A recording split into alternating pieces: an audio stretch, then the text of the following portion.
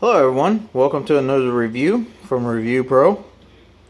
What I'm reviewing today is the Ultra Clarity cable from Ultra Clarity Cables.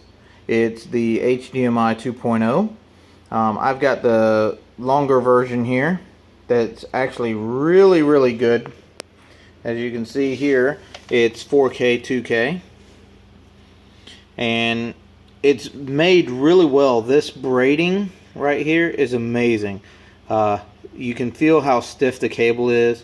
It's good quality cable as compared to some of the other ones that you get, especially from your cable provider.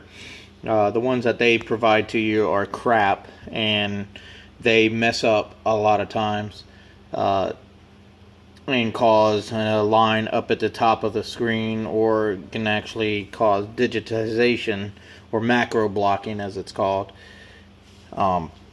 This cable actually prevents that. I had it hooked up there for a little bit. I took it off to do the review. The jacket on this is actually way better than a lot of the higher priced cables that you find in big box stores. The connector is molded in pretty well. I'm going to try to focus in on this, possibly. There we go. How's that? It's molded in really well to this cable. You can't beat that. The overall clarity of this versus let's say a monster cable, you really can't tell a difference. And I'm being honest, I think I paid like 70 bucks for a monster cable HDMI, which it was on sale, so it's way more expensive going that route than getting one of these cables. And you know, all that about the nitrogen injection, this, that, and the other is just hype, really. You can't tell a difference in the clarity versus a quality cable like this at a cheaper price point. So overall, I would definitely recommend this cable from the Ultra Clarity Cables company on Amazon there.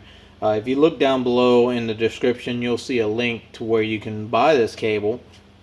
And you know, if you're having issues with your HDMI, I would say change your cable out, try a different port.